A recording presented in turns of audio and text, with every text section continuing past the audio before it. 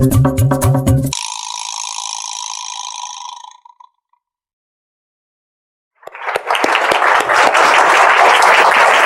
is a pleasure to be here. This is really, really neat.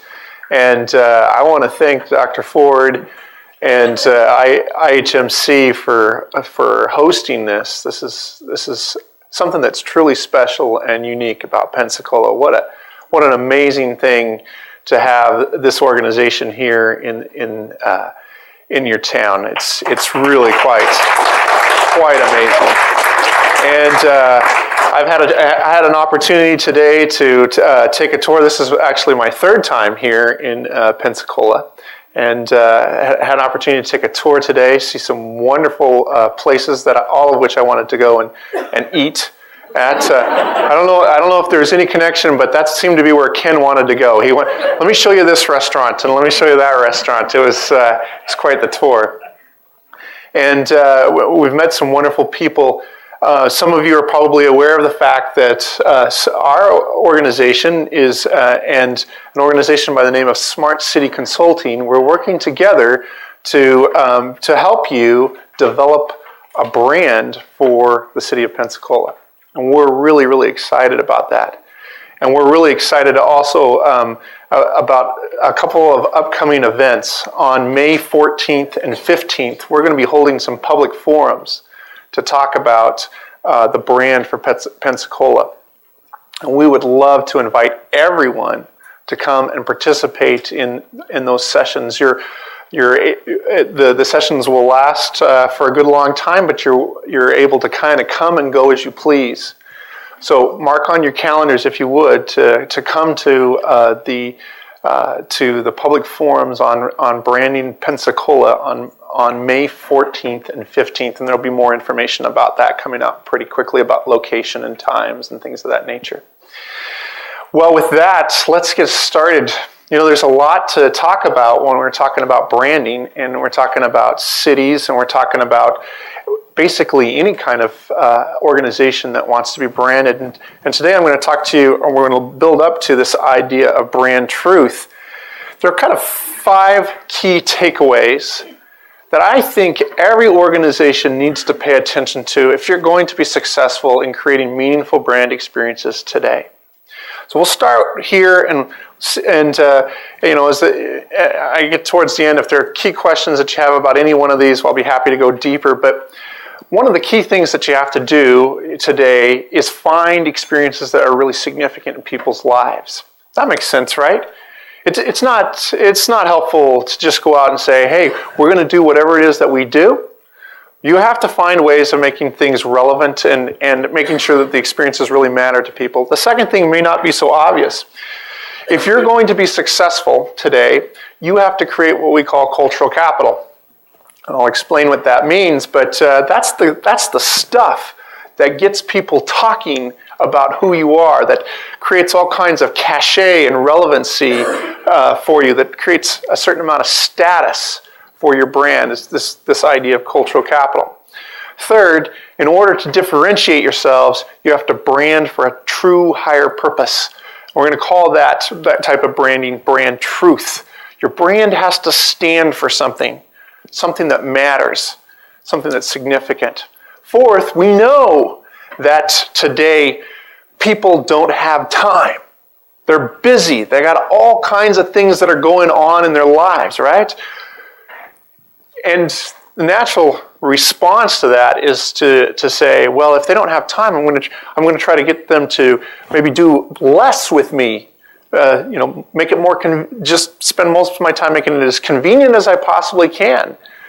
But it turns out that the most important thing that you can do in terms of creating compelling experiences for customers, whoever they are, is to find ways to get them to want to spend more time with you, not less. Because time is the currency that we all play with today, and I'll talk a little bit more about that.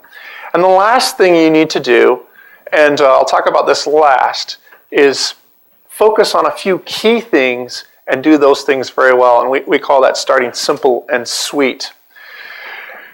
To kind of get things started, I want to go back, all right, a little bit of time in history. This man actually lived This is Josiah Wedgwood, and he was alive, after this city was founded. If you can imagine that, it's Josiah Wedgwood in the 1700s. Interesting thing happened. Josiah Wedgwood was a potter. He made all kinds of different dishes, and in his day, nobody wanted pottery. They were moving from a place where the dishes that they used were primarily wood dishes or metal dishes, and everybody wanted porcelain. Porcelain was so cool. It was the great thing to have. Everybody wanted porcelain dishes. The only problem with porcelain dishes were that they broke really easily. Nobody wanted pottery.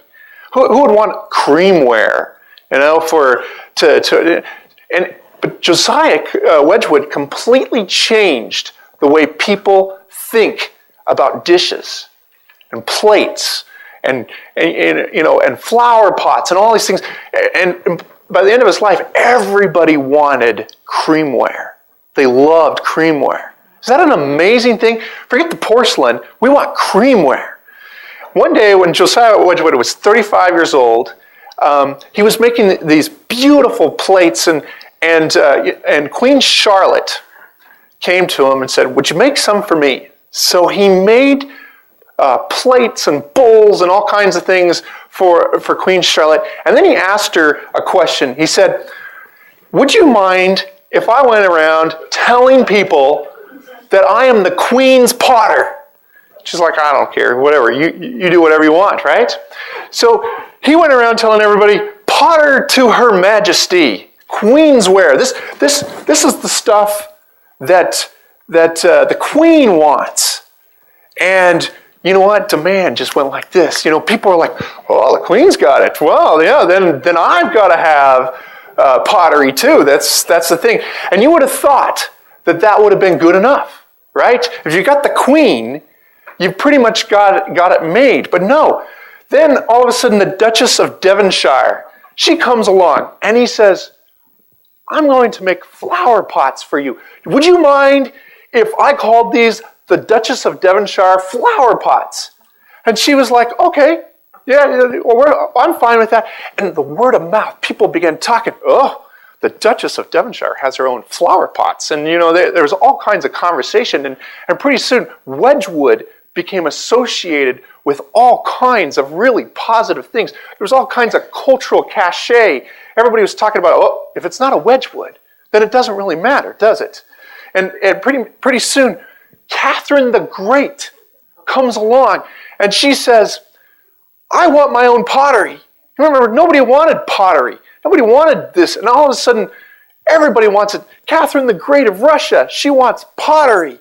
So he makes well over 700 pieces, fills up 2.5 rooms of beautiful pottery. And of course, everybody in England has to come to the Queen Charlotte's to the palace, because it's being hosted by Queen Charlotte. There's all kinds of people talking about, look at whose picture, whose house is on each one of these different plates. And there was all kinds of buzz, all kinds of conversation that occurred from this. And pretty soon, it wasn't just creamware; it was black basalt and caneware, and Catherine the Great actually got jasperware and green glaze. And if you couldn't afford it, you could have drabware.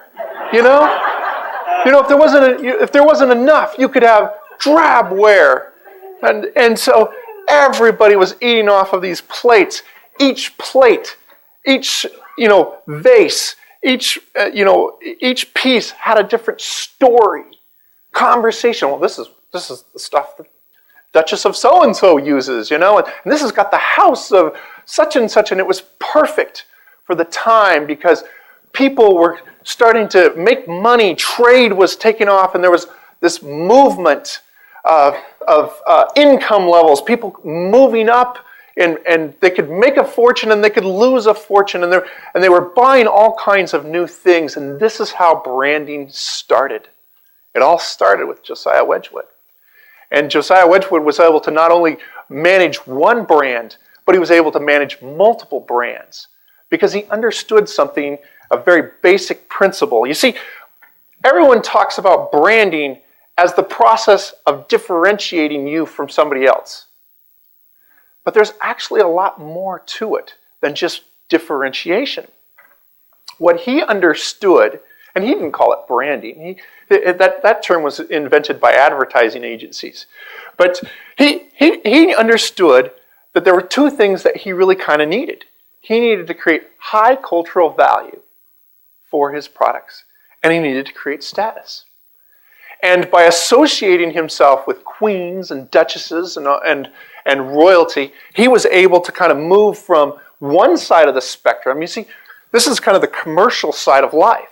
High economic value. He was a manufacturer. He was able to produce a lot of things, but he was able to associate himself with things that had high cultural value, high cultural capital, and that had status and cultural resonance.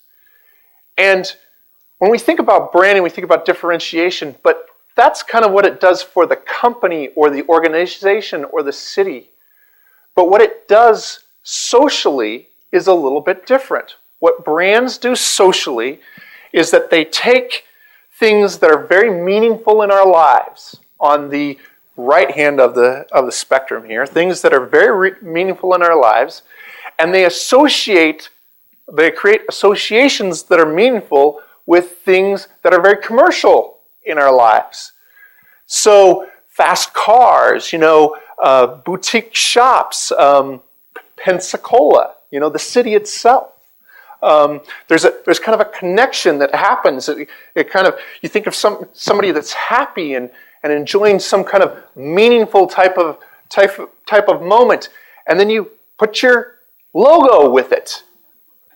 And that's how economic value is transferred from some of the most meaningful things in our lives to commercial experiences.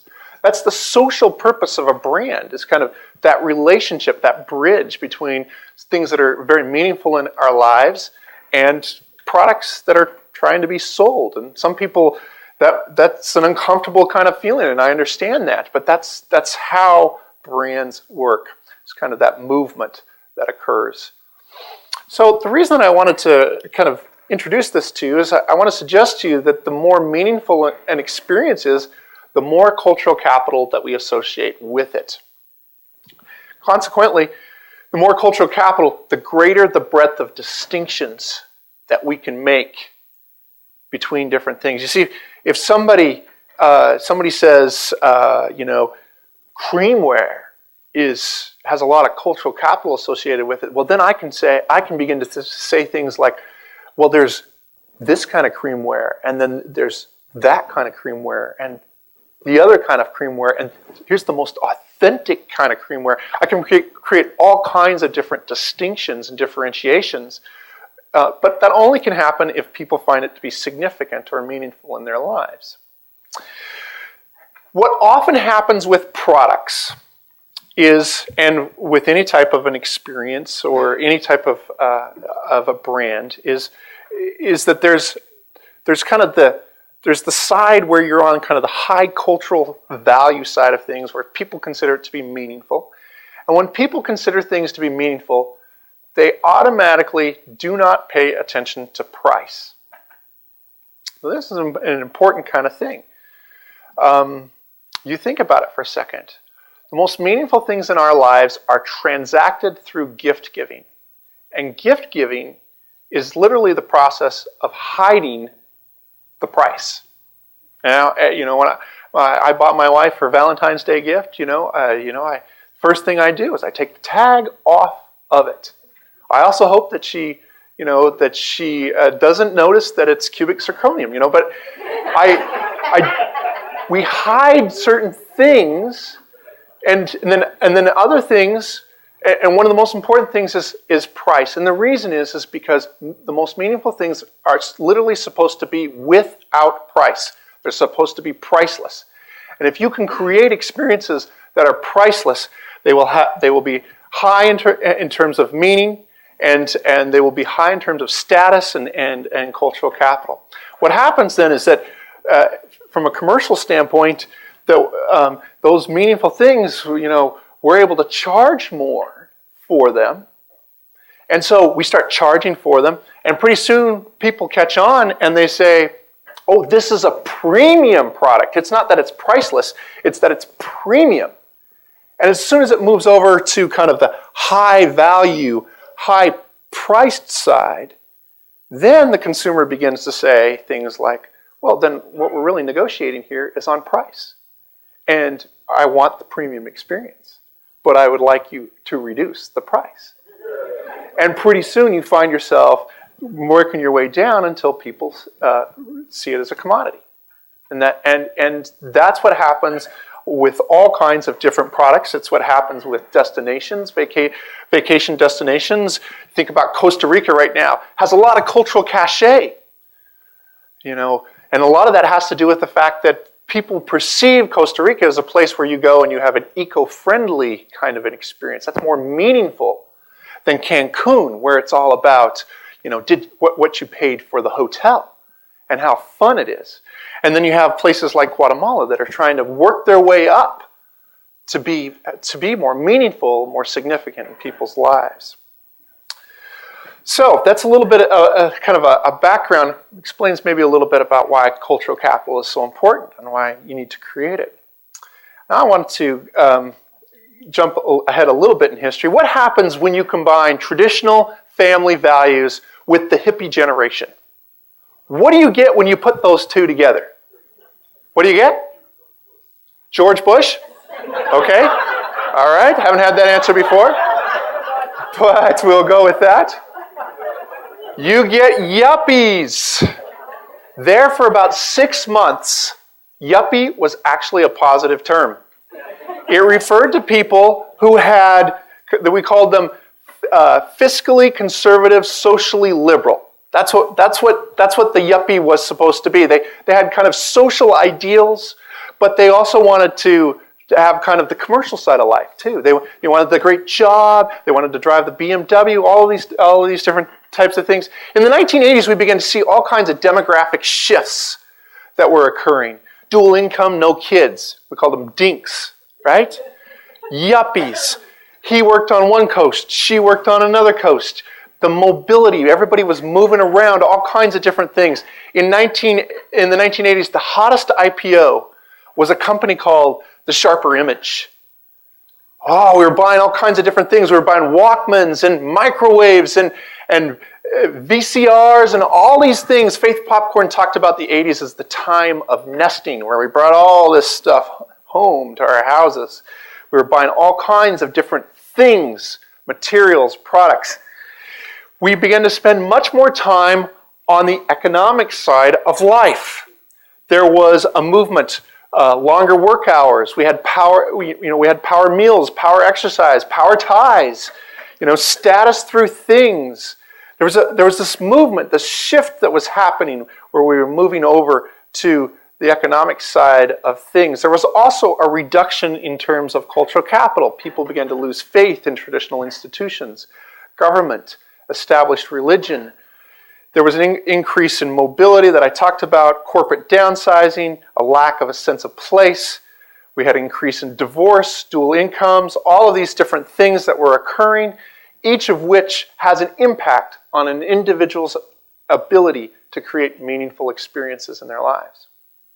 Each of which reduces the cultural capital that we have to exchange one with another. In 1970, a book was written called The Harried Leisure Class, in which it was argued that because of productivity gains, there would not be enough work for everyone to do. Do you remember that? Do you remember the part where we ran out of work? Who remembers that? Okay. Are you retired, sir? Okay. Sorry? Entropy. Entropy. Oh, I didn't know that. Well, it didn't happen. In fact, despite the fact that women were moving into the workforce in droves in the 1980s, there was still plenty of work to be done. Branding in the 1980s did a very interesting thing.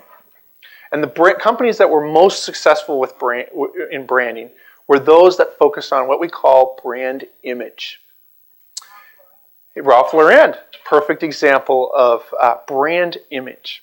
The idea behind brand image is, you see, if nobody knows me because I just moved into town or I moved into the schools or whatever, they don't know who I am, I have to recreate my sense of identity over and over again. If I'm moving from being a stay-at-home mom into the workforce, I have to create a new sense of identity. Brands capitalized on this, and they helped consumers to create new senses of identity. You might not know where I was from, but if I was carrying that Coach bag, or I was wearing that, that little, actually I got it right here, little polo, if I was wearing the little polo, you knew a little bit more about who I was. It helped me create my sense of identity. And so we shopped. We bought lots of things. Much of it was branded merchandise from companies like Texas Instruments and Atari and Nintendo and Pepsi and Reebok. Each one of them saying, hey, if you associate yourself with me, you buy my product, then you're going to be a certain type of person. You're going to be the Pepsi generation. Right? That's who you are. That was the 1980s.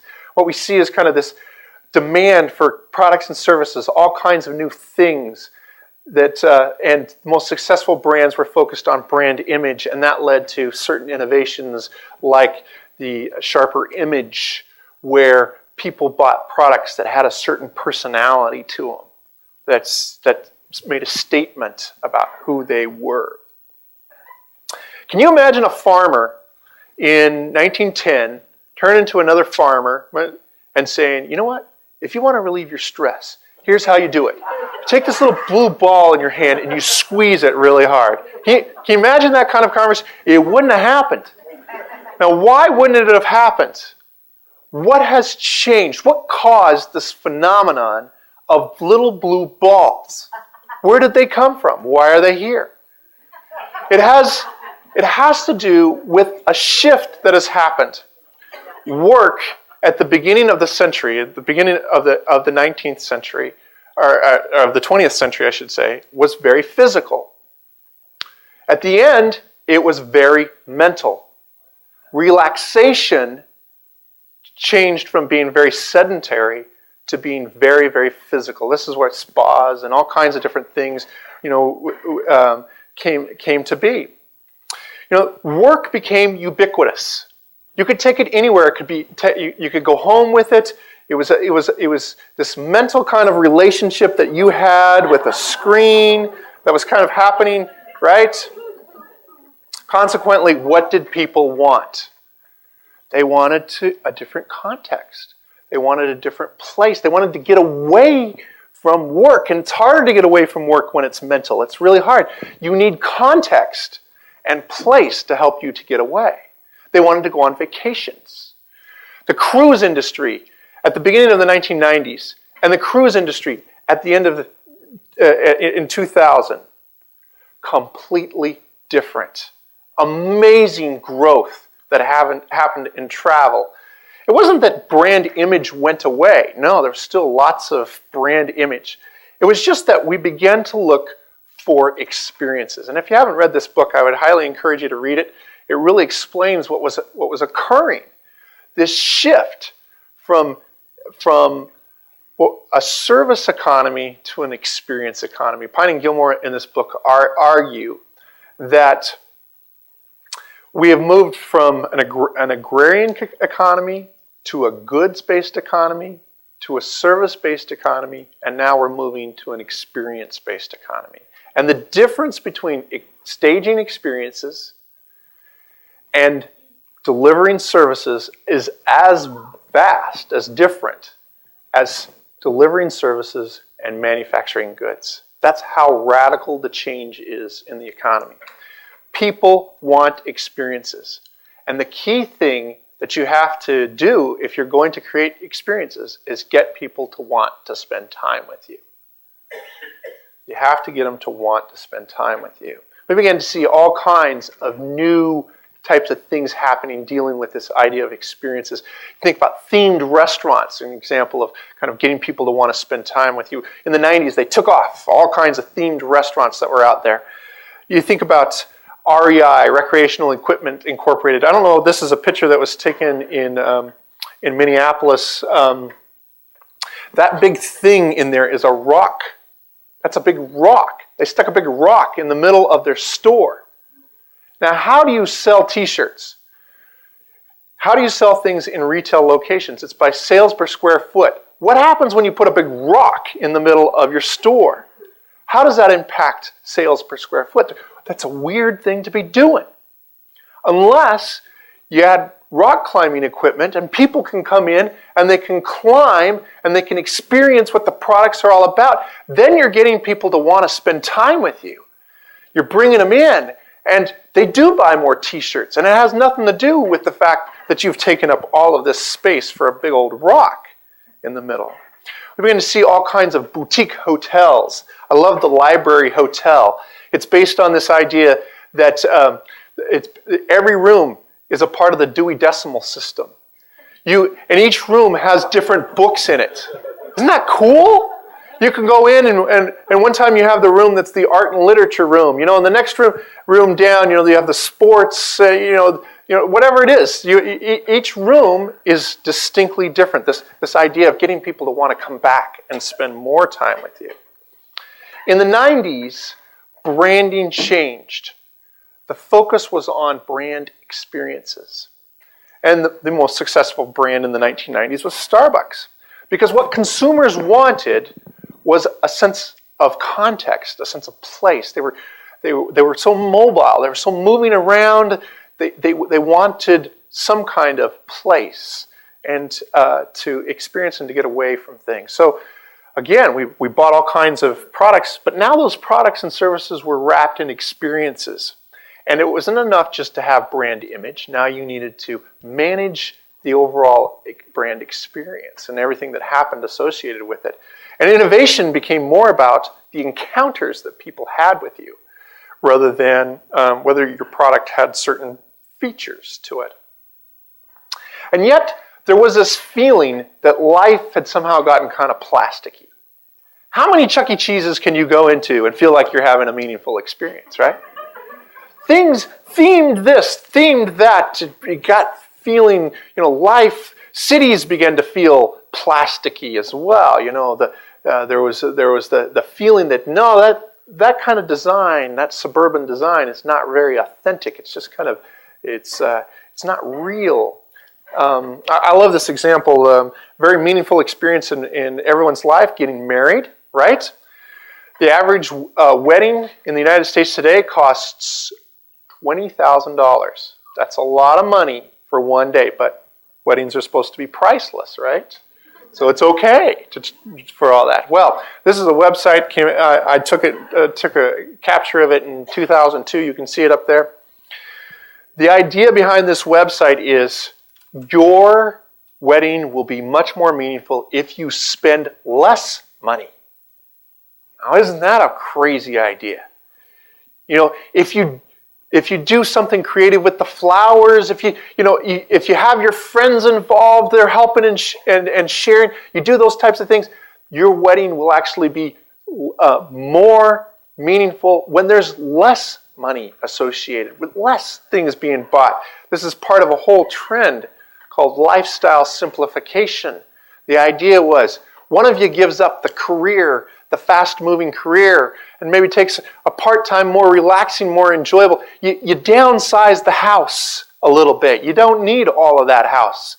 And you give up one of the SUVs, right? And you live a simpler life. And by reducing the amount of consumption, you actually have a more meaningful experience.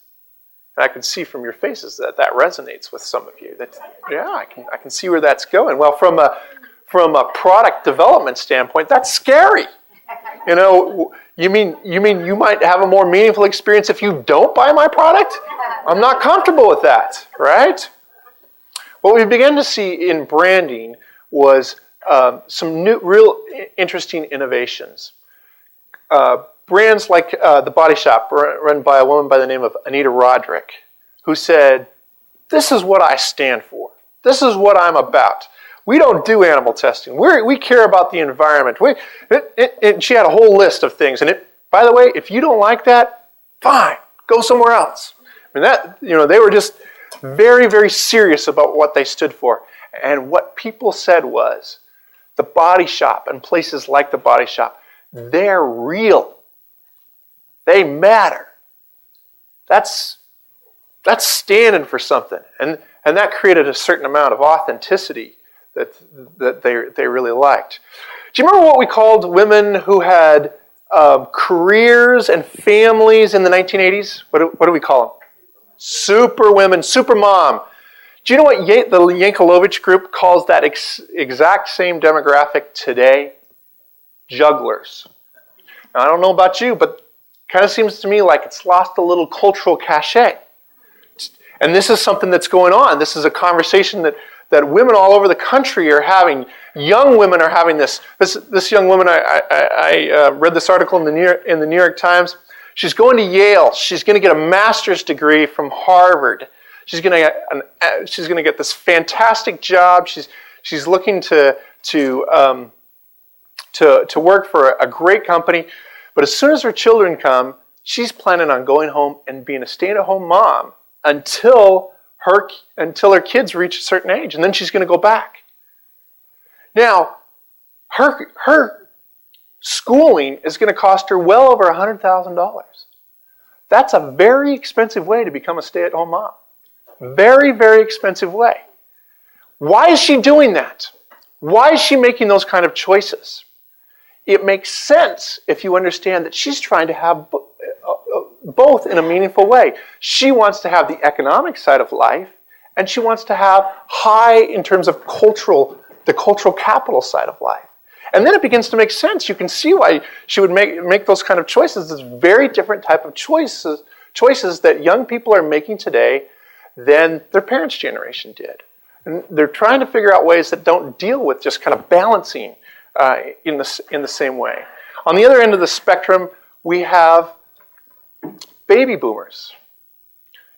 Baby boomers, their parents' generation was referred to as the greatest generation. And baby boomers are reaching the age where they're retiring and they're saying to themselves, what's my legacy? What is it that I'm going to leave behind? And they've got lots of disposable income. And whether they're spending that money is in ways that they feel will create a legacy for them. They want to create meaningful experiences. You see, today, people have more money than they have meaningful experiences. It's a really interesting thing that's happened. And so they're willing to pay for things that in the past we would never have thought to pay for. I love this example. In travel, there's this whole movement around volunteer vacations where you get to kind of go to a third world country, stay at a bed and breakfast, and teach kids how to read or play soccer or anything like that, anything along that line. And that is a very meaningful experience. People who have lots and lots of money have been to all of these beautiful resorts. They want to go to India and spend time helping kids. Call it geotourism, and it's just taken off like wildfire. Have you heard about the slow food movement? Slow food movement. Basically, the way it works is you eat your food slow. You cook your food slow. You buy your food from places that sell it to you slow. That buy it from places that grow it slow. That's the whole slow food movement. In some countries, that's normal food consumption.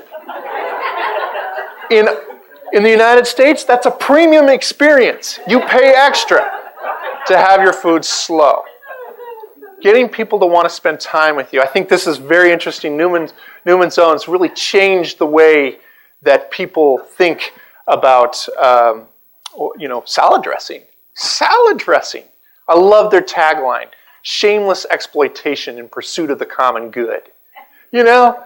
That's what's going on today. People are willing to invest in things that they care about, and that leads us to where we are today in terms of brand truth. If you're going to create a brand that has real resonance with consumers today, you have to stand for something. you have to be perceived as having something beyond profit in mind. And this is true for all types of organizations, for communities, for products. You think about Oprah in the 1980s. She was right there next to Geraldo.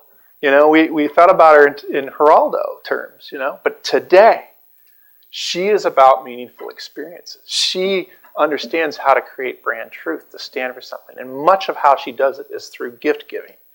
And you want to learn how to create a meaningful brand. You can look at Oprah. What is happening is that consumers are now expecting that the brands contribute back to the most meaningful things in life. They want brands to actually do more than just extract meaning from the meaningful things in our lives. They want them to actually help produce more meaningful things in our lives. So things just keep growing. It's not just good enough to create an experience today. You have to create an experience that has meaning. And the most successful brands they have brand image, they focus on their brand experience, but they also have brand truth. And that leads to innovations where the focus is on experiences that matter. A couple examples here of different brands that have done a great job with this. You can tell a brand that has brand truth because they oftentimes have how the world should be type of statements associated with them. So American Girl doll company, I don't know if you're all familiar with the American Girl, fantastically successful company started by a woman by the name of Pleasant Rowland. She was sick of she thought Barbie dolls sexualized girls at a young age. She thought that the Cabbage Patch dolls were ugly.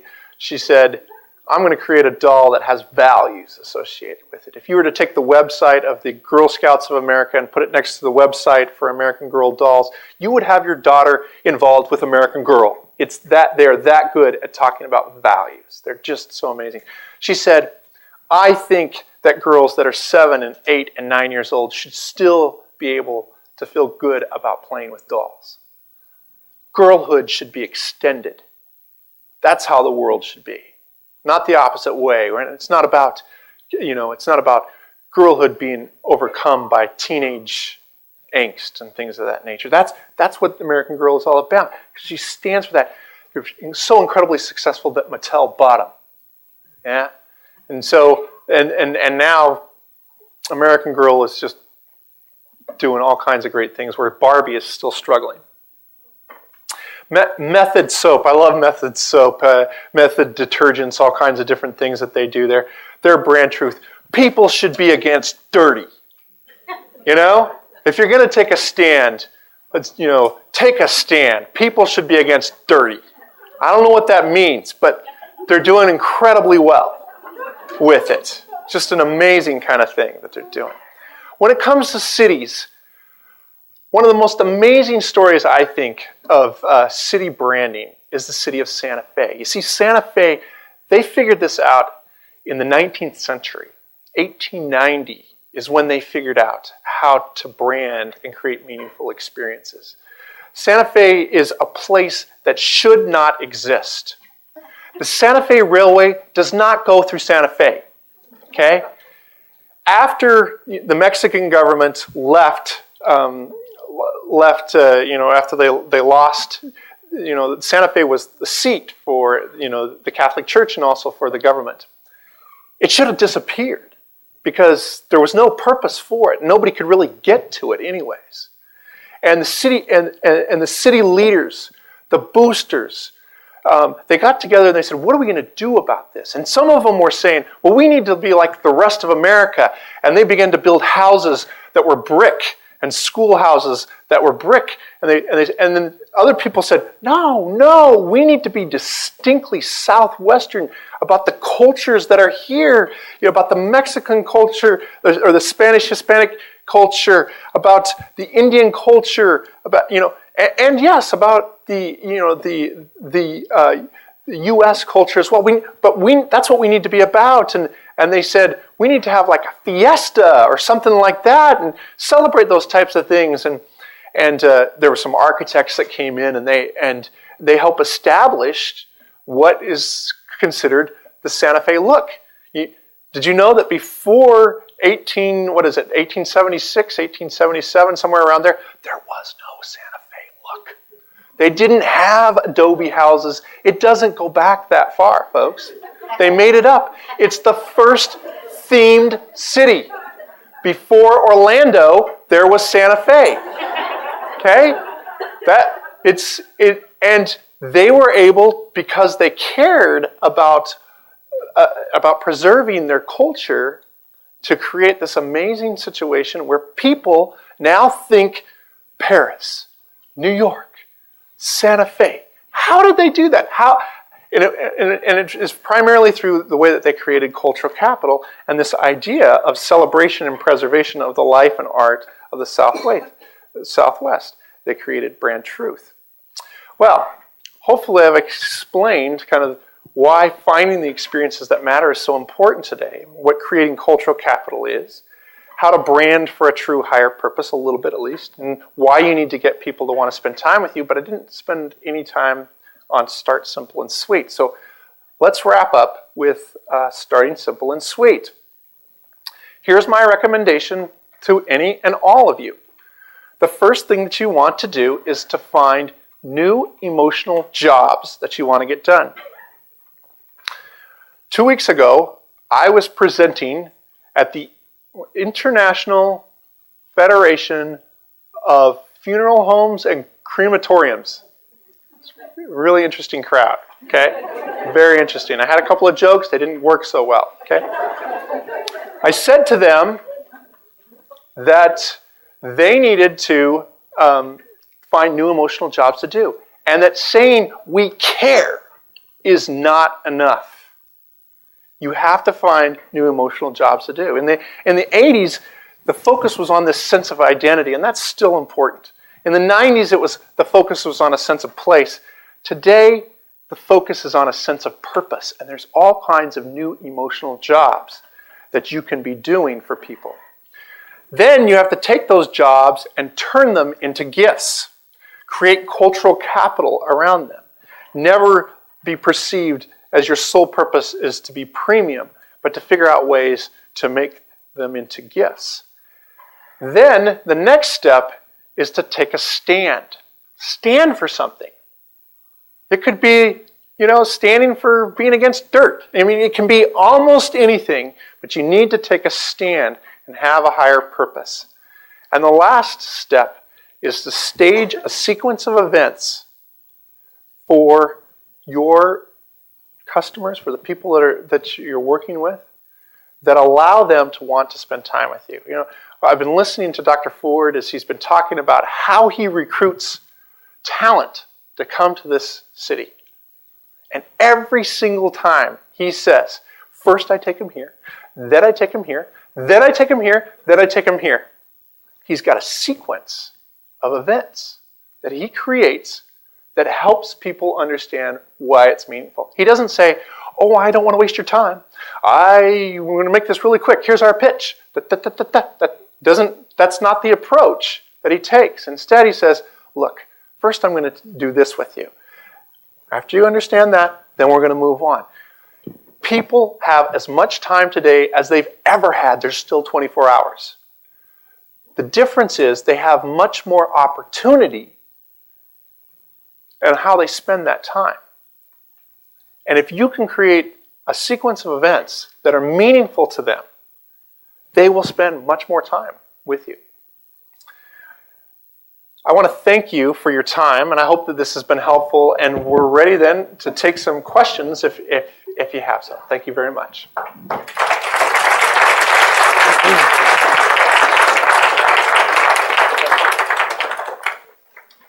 Okay, there's a person right here.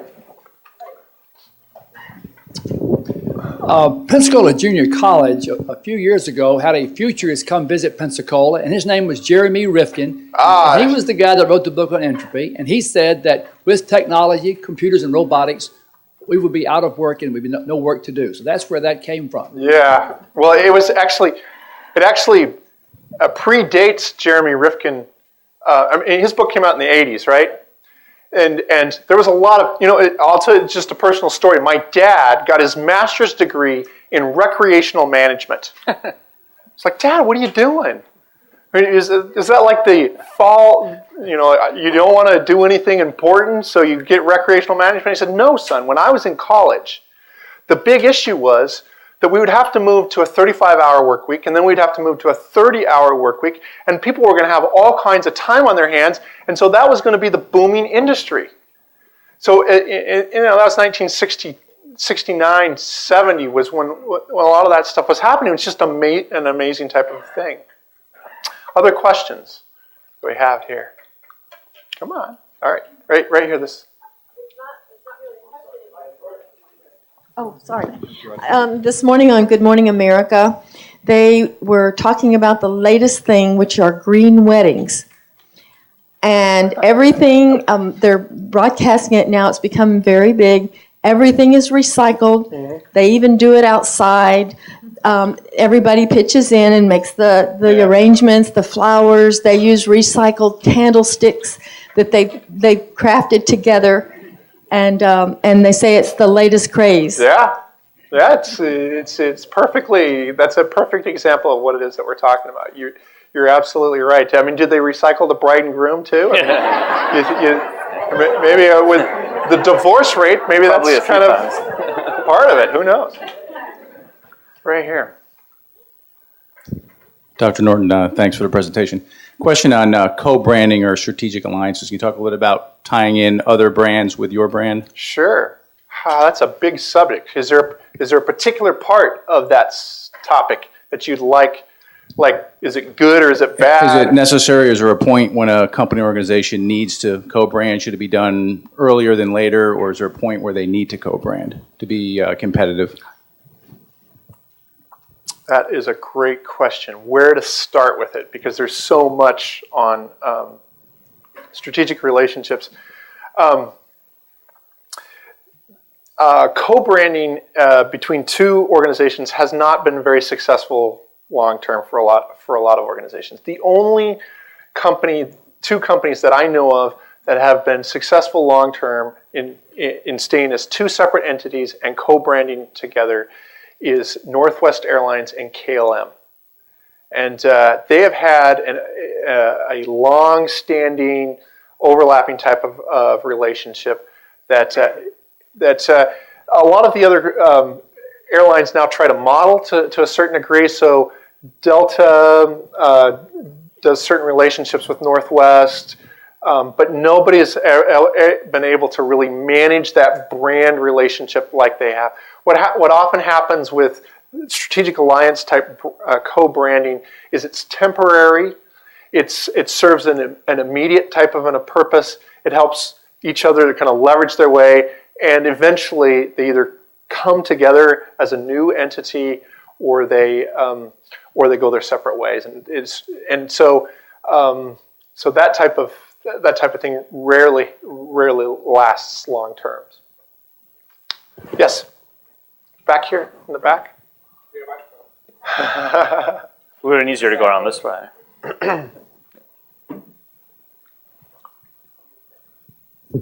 Well, taking co-branding a little bit further, what about, that's with companies, I imagine, doesn't work too well. What about with regions, like states co-branding, areas, the Gulf Coast? How does that work? And is that successful? Tell me what you mean by co-branding a region. Do you mean like two regions getting together and saying we are... is that what you mean? Or? Well, either that or like Silicon Valley, for instance. That's a branding. Sure. It's great branding. Research Triangle, areas like that. Boston area. And there is a sense of branding involved with that. Right. So technically what we would say is that's not necessarily co-branding. That's just branding. I mean, they're creating a brand around the city or around the region. But instead of saying it's this geographical area, they're saying it's this geographical part of the area. So, I mean, it might be a form of sub-branding where you say, like the downtown district, and then you have of Pensacola. That would be an example kind of sub-branding or endorsing, or some kind of an endorsement type of branding. But it's a little bit different. I thought of an industry where there is a lot of kind of brand, I don't know what you would call it, kind of overlapping, and that is the computer industry, where you have like Intel Inside and NVIDIA and all of these different brands that are kind of pulled together. But the equity associated with those brands is associated with the organization that sponsors them. It's not the equity doesn't really go to the computer that's been assembled. I don't know if that makes sense or not. But those are great questions. They take a long time to kind of work through, but they're certainly great questions. Let's see. Anybody wearing pink always gets asked first. That's why we're hot pink tonight. Yeah. How long does it typically take for a brand to take? In other words, how long should an organization try working with the brand before they can see that it either really doesn't work? What are the disadvantages? I've got 7 questions. No, what are the disadvantages of changing a brand? You may start out with something and say, and you tweak it. So just that whole idea, how do you test one? That is a darn good question, and it is kind of situational. It depends. Sometimes it depends on industries. Like certain industries move a lot faster than other industries. In most cases, you want to start right, and you want to last as long as you possibly can. There's not one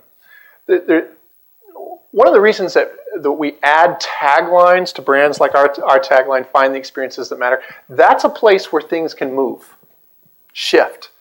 But if I were to like change my logo and my name every 3 or 4 years, that would be a real problem.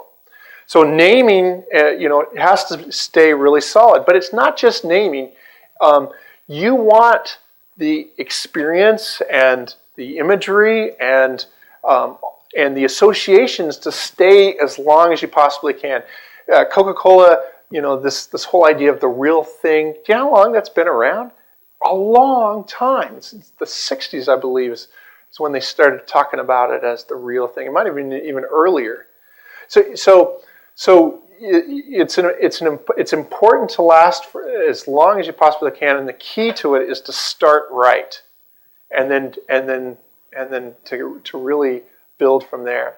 One of the big mistakes that we make when we think about branding is to think that it's only about a logo and a name.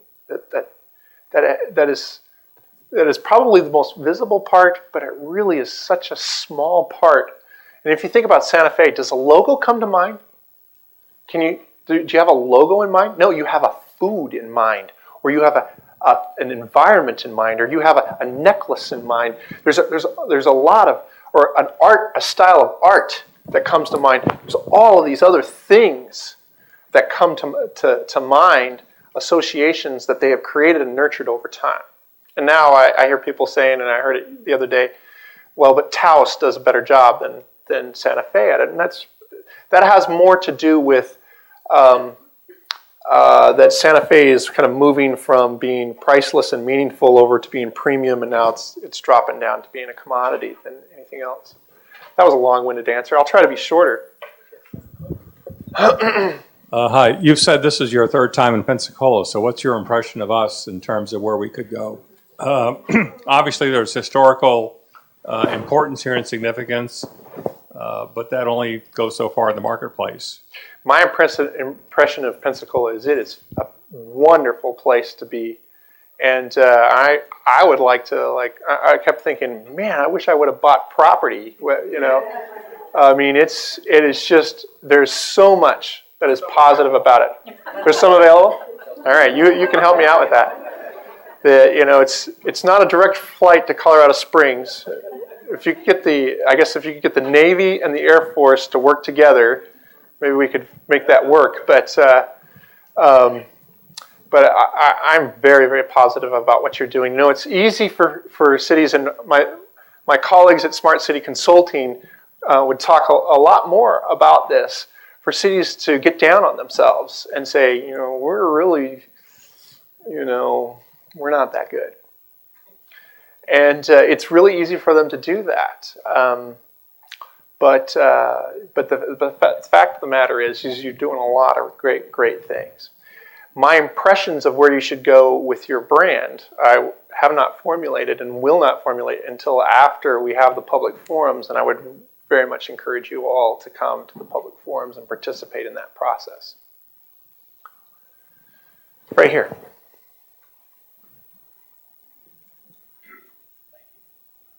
We have an author here named Dr. Raymond Oldenburg, who's been teaching sociology at our University of West Florida for many years. He has a book called The Great Good Place, published in the late 80s, a book about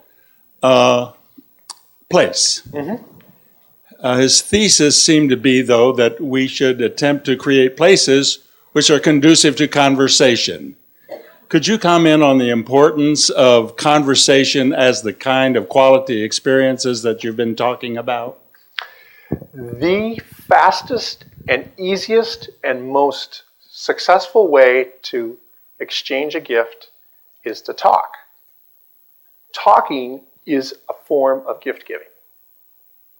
When I tell you something, I share something that's special or important to me, and you say, wow, that's important. I understand where you're going with that. We've just exchanged a gift. And so it's not surprising to me at all that marketers today talk about word of mouth and how important it is to get buzz and all these stuff. And by the way, when they're talking about buzz, they're talking about talking. They're not talking about that other thing. You know, it's very, very important because conversation is one of the key. If the conversation is happening, if people are talking, dialogue is happening, it doesn't even really matter if it's good conversation or if it's conflicting conversation. If conversation is happening, cultural capital is being created. And so yes, you want to create those kinds of environments, and those environments, you can tell whether they're successful by whether or not people are talking to each other. It's great thought. Yeah. Are you trying to get more people to come here, more money to come here, and make the businesses here more successful, make people elsewhere buy the products made here? What's it about? Yes. And more.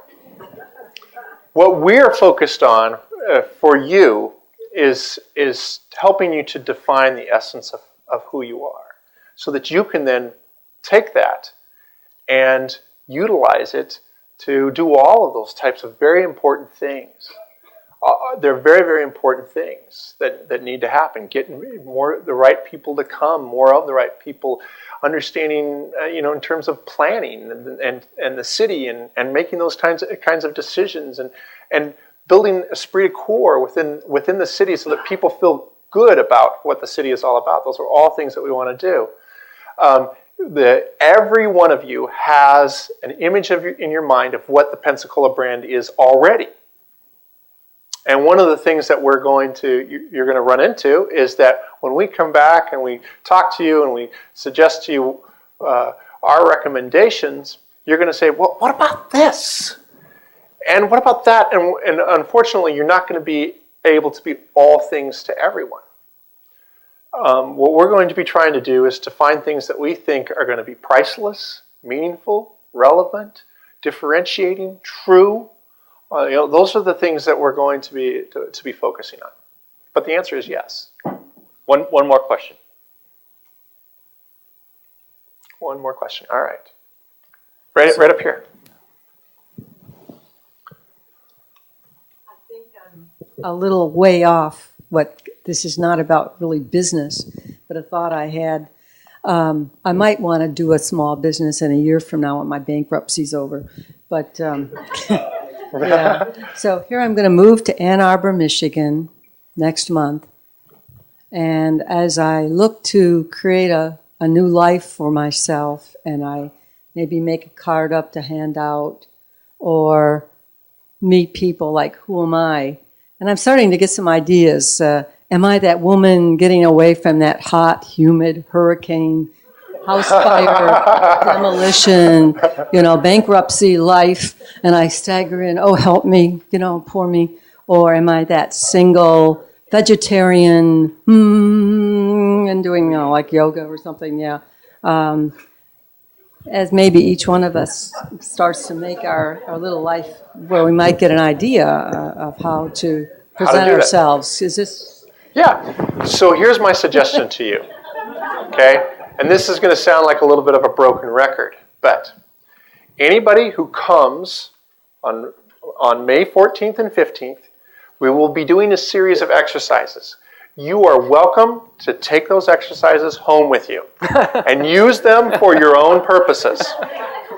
So if you would like, if your company is thinking about issues, we're going to be focusing on Pensacola, but you're welcome to take any one of the exercises that we use to help you think about who you are home and use them with friends and family. And we hope it's a learning experience for you as well, and that you're able to utilize it that way. On that note, let's thank our speaker.